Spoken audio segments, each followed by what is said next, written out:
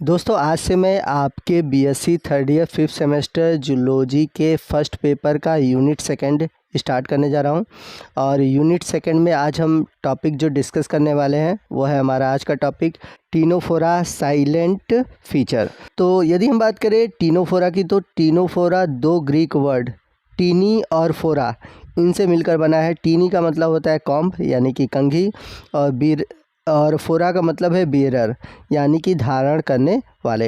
यानी कि ये ऐसे जंतु होते हैं जो कि कंघी नुमा संरचना को धारण करते हैं। यानी कि ये कंघी नहीं है, ये बात याद रखिएगा, ये कंघी नुमा संरचना को रखते हैं। तो ये कॉम्ब लाइक स्ट्रक्चर होता क्या है? Ctenophora contain a series of 8 vertical ciliary comb plate over the surface of the animal.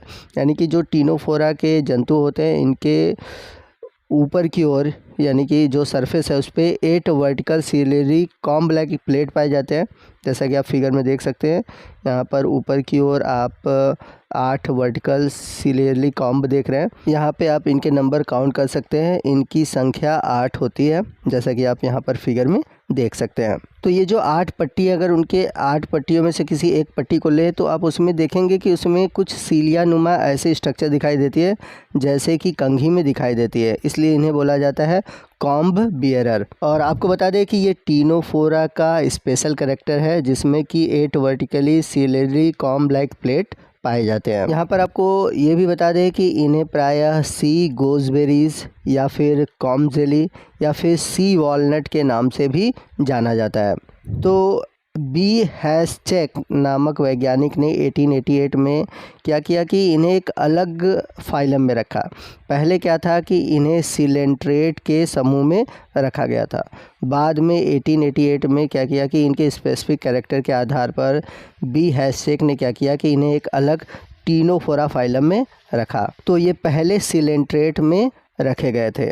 अब बात आती है कि टीनोफोरा नाम किसने दिया था। तो टीनोफोरा नाम सबसे पहले 1829 में एफ एस्केप बोल्ट द्वारा 1829 में दिया गया था। तो यहाँ पर आपको बता दें कि जो टीनोफोरा है एक माइनर फाइलम है, क्योंकि इसमें लेस नंबर ऑफ स्पीसीज पाए जाते हैं, इसलिए इनका जो कंट्रीब्यूशन है हमारे इकोलॉजी में बहुत ही कम है।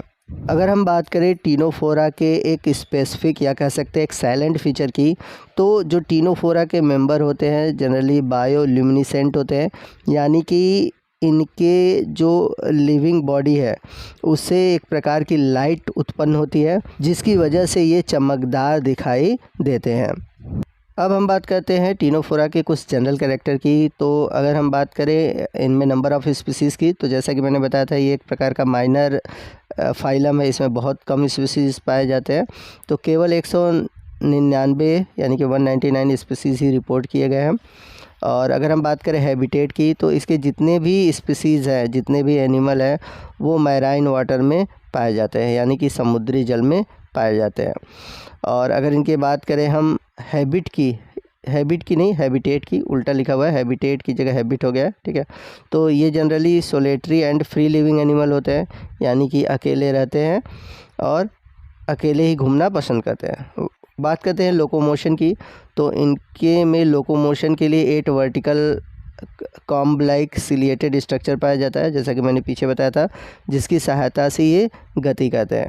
अगर हम बात करें इनके बॉडी ऑर्गेनाइजेशन की, तो इनमें जो होता है टिश्यू ग्रेड टाइप के बॉडी ऑर्गेनाइजेशन होते हैं, यानी कि ऑर्गन का फॉर्मेशन नहीं होता, इनमें जो बॉडी होती है वो टिश्यू के थ्रू बनती है। वहीं अगर हम बात करें इनके बॉडी की शेप की, तो ये जनरली स्फेरिकल, पर्ल शेप या फिर सिलेंड्रिकल होते हैं। और इनकी जो सिमेट्री होती है रेडियल में, वो भी बाई रेडियल, यानी कि एक ऐसे स्थान पर काटे जहाँ पर वो 2 बराबर भागों में कट जाते हैं, उसे हम बोलते हैं बाईलेटरल या फिर बाई रेडियल सिमेट्री। अब बॉडी फॉर्म की बात करते हैं, यानी कि इनमें कितने जर्म लेयर होते हैं, तो इनमें 2 जर्म लेयर होते हैं, यानी कि ये डिप्लोब्लास्टिक एनिमल है।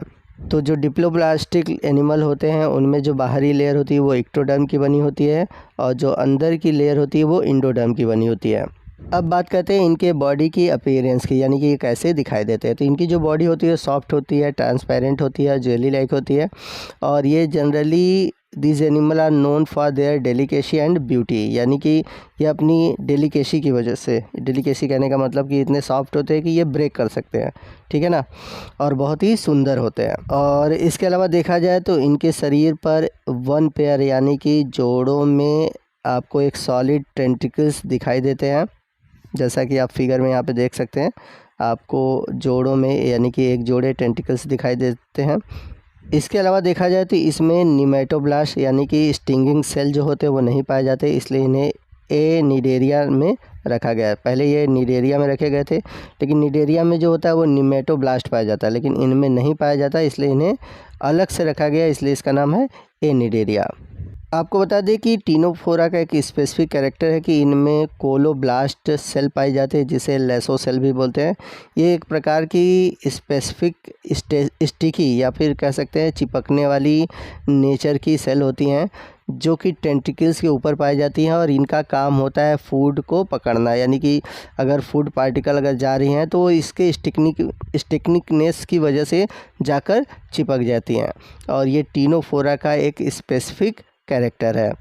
इसके अलावा देखा जाए तो टीनोफोरा जो होते हैं ये एसिलोमेट होते हैं, यानी कि इनमें सिलोम नहीं पाया जाता। तो अब बात आती है कि सिलोम होता क्या है। तो अगर आपको पता है सिलोम क्या होता है तो प्लीज़ आप कमेंट करके बताइएगा। अगर आपको सिलोम के बारे में नहीं पता है तो भी बताइएगा। इस पे मैंने एक वीडियो बनाया हुआ है, उस वीडियो का लिंक मैं आपको प्रोवाइड कर दूंगा ताकि आप सिलोम का मतलब समझ सकें। चलते हैं अगले कैरेक्टर की ओर। तो इनमें जो स्केलेटन सिस्टम है वो एब्सेंट होता है, और इनकी जो बॉडी होती है सॉफ्ट बॉडी होती है। वही हम बात करें एक्सक्रीटरी सिस्टम और रिस्पायरेटरी सिस्टम की, यानी कि उत्सर्जन और श्वसन की, तो ये दोनों ही इनमें एब्सेंट होते हैं। तो जो एक्सक्रीशन होता है और रिस्पायरेशन होता है वह सिंपल डिफ्यूज़न के थ्रू होता है, यानी कि इनके बॉडी से ही जो भी ऑक्सीजन आते हैं जाते हैं, या फिर जो एक्सक्रीटरी प्रोडक्ट है वो बॉडी वॉल से ही आना जाना होता है। तो इसमें सिंपल डिफ्यूज़न पाया जाता है। वही बात करें हम डाइजेशन की, तो इनमें जो डाइजेशन होता है वो एक्स्ट्रा सेलुलर होता है और इंट्रा सेलुलर होता है, और ये कार्निवोरस है, यानी कि ये क्या कहते हैं, शिकार करते हैं। इसके अलावा इनमें जो ट्रू एनस है वो भी एब्सेंट होता है। तो एक तरह से ये जो भोजन है वो इगिशन का काम करते हैं। वही बात करें हम सेंसरी की, सेंसरी जो ऑर्गन्स है प्रेजेंट होते हैं, और सेंस ऑर्गन के रूप में इनमें पाया जाता है स्टैटोसिस्ट। तो इन्हें हम सेंसरी ऑर्गन नहीं कह सकते, लेकिन ये एक तरह से सेंसरी ऑर्गन का ही रूप होता है, जिसे हम बोलते हैं स्टैटोसिस्ट, जो कि माउथ के अपोजिट एंड पर पाया जाता है। वहीं हम बात करें नर्वस सिस्टम की, तो इनका जो नर्वस सिस्टम होता है वो प्रिमिटिव टाइप का होता है, और इसमें डिफ्यूज़ नर्व नेट पाए जाते हैं, जो कि नॉन पोलर या फिर कह सकते हैं ए पोलर टाइप के होते हैं, और इनमें जो सेंट्रल नर्वस सिस्टम है वो एब्सेंट होता है। अब हम बात करते हैं टीनोफोरा के रिप्रोडक्शन की, तो इनमें जो एसेक्सुअल रिप्रोडक्शन है वो एब्सेंट होता है, केवल इनमें सेक्सुअल रिप्रोडक्शन देखने को मिलता है, और मेटाजेनेसिस भी एब्सेंट होता है। वहीं अगर हम बात करें इनके एनिमल की, तो इनके जो एनिमल होते हैं वो बाइसेक्सुअल होते हैं, यानी कि हर्माफ्रोडाइट होते हैं। एक ही ऑर्गेनिज्म में आपको मेल और फीमेल दोनों ही देखने को मिलता है। वहीं हम बात करें फर्टिलाइजेशन की, तो इनमें जो फर्टिलाइजेशन होता है वो एक्सटर्नल और क्रॉस टाइप का होता है, और इनके जो एम्ब्रियोनिक डेवलपमेंट होते हैं वो इनडायरेक्ट टाइप के होते हैं। और वही अगर हम बात करें लार्वा स्टेज की, तो इनमें सीडिपिड नामक लार्वा स्टेज पाया जाता है, और रीजनरेशन और पीडोजेनेसिस जनरली पाए जाते हैं।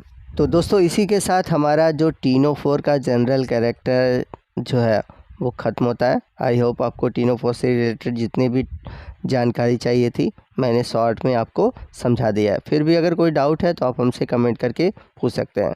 तो आपको आज का ये वीडियो कैसा लगा कमेंट करके ज़रूर बताइएगा। वीडियो अच्छा लगा हो तो वीडियो को प्लीज़ लाइक और शेयर करना मत भूलिएगा। मिलते हैं अगले वीडियो में अगले टॉपिक के साथ, तब तक के लिए जय हिंद जय भारत।